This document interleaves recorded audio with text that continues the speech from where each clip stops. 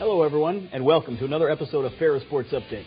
I'm your host, Rob Bentley, and thanks for tuning in. It's been another busy week in Bulldog sports, and we'll talk Ferris State football. We'll check in with the Bulldog hockey team, and we'll talk men's basketball as the Ferris State Bulldogs have started their season in exhibition play. And first, head coach Jeff Pierce with the Ferris State football team. Coach, welcome to the show. Yeah, good to be here.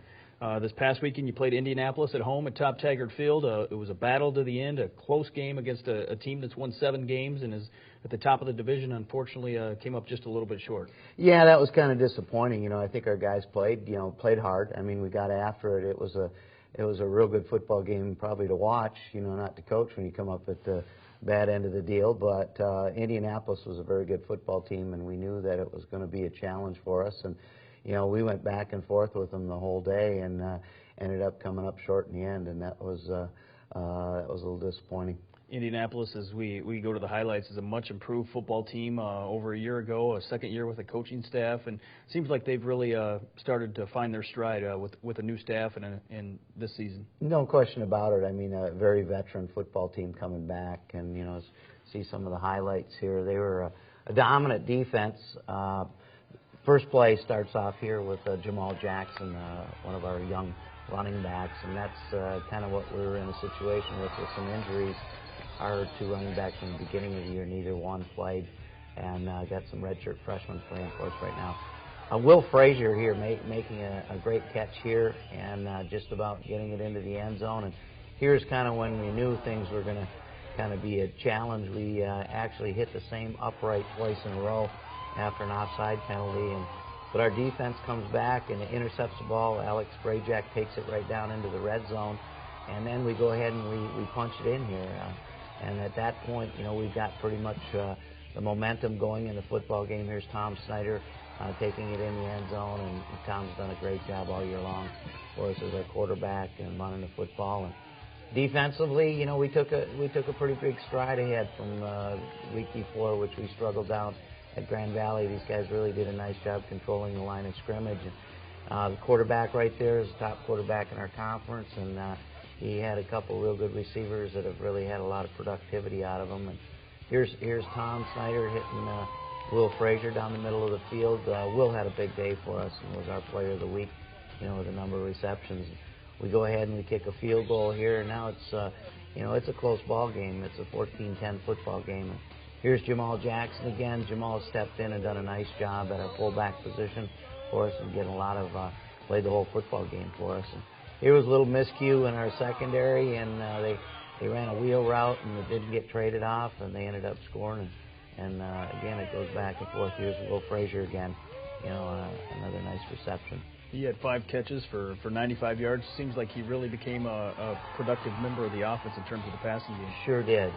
There was another big catch right there with Mike Ryan, and Mike's had a great year all year long. But you're right, Will has really added a lot to us. Here was a fumble that we ended up recovering, and they said he was down or the ball hit the ground, and we did not capitalize on that turnover, unfortunately. But our defense does stop him, and we get the ball back, and we took some pretty good runs. There's kind of an interesting pass. That's Tom Snyder passing with his left hand rather than his right hand. Here's Tom to Damian Miller. A big play. We're within a touchdown right now going down in here, and unfortunately we struggled in the red zone and we couldn't punch it in. And then here we went for a field goal. The snap went over the head of the holder, and we had didn't capitalize on that, and then we turned around. We had 2 more runs at it, and at the end, this is us towards with about 4 minutes left to go in the ball game, trying to go back into the scoring range and try to tie the football game up, and it just didn't quite happen for us. Big play, final throw here at the end of the ball game. Maybe a penalty could have been called, wasn't, and that's the way the ball game ends. Yeah, it was disappointing. We were right there, and our football team's a pretty good football team, and right now Indianapolis is one of the hot teams going, and they're at the top of the one division, and we were just inches away from winning that football game and us being in that top level. So now it's time to pick ourselves back up and regroup and take this energy that we have from being frustrated and a little bit upset, and and put it forward in the next 2 football games. You travel this week on the road, a long road trip to Michigan Tech to take on another very good football team in the Michigan Tech Huskies, and always a tough environment to try to win in Houghton at Sherman Field.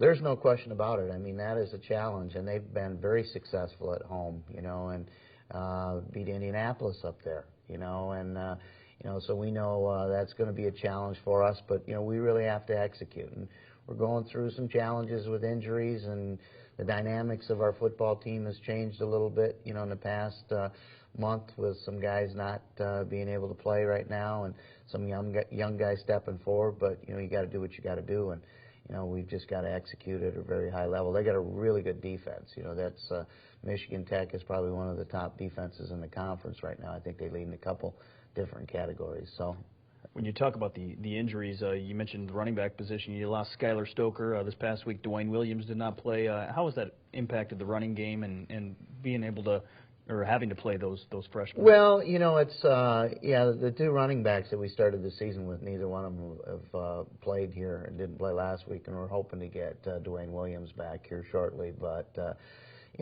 those guys have spent a couple years in our program really developing themselves and getting to a point where they're playing at a very high level and making it happen. And now we go to some younger guys. I mean, we had 3 redshirt freshmen all play, and none of those guys since the last few weeks have had much experience, and they're going to be very good running backs for us. But you go through a little bit of a learning curve with that. You're maybe not as efficient all the time with them, but that's part of the deal, and those guys are doing a nice job stepping in, and we got to continue to develop, and get better each week with those guys, but it has affected our running game.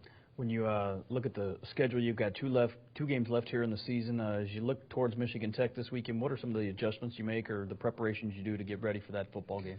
Well, Michigan Tech gives us some of the similar type of schemes that we saw last week with their defense. They're a 4-man front, and it varies week by week how you tweak what you do compared to what you see on Saturday. And, it'll be a situation where the things that we're going to actually see from an offensive standpoint, looking at a defense, will be fairly similar in the last 3 weeks of the season, going from Indianapolis, what we just saw the past week, and then Michigan Tech, and then Northwood does similar type of things. But, it all comes down to execution. You've got to, once you get a plan set up, then it's a matter of executing things, and it's a matter of those guys being able to win each one of those battles, and you're playing against good football players, so they want to win too, and they've got a plan also. Coach, best of luck as you travel north, a long road trip to Michigan Tech, but good luck on Saturday. Thank you. We'll be back, and we'll talk Bulldog hockey here on Ferris Sports Update. Stay with us.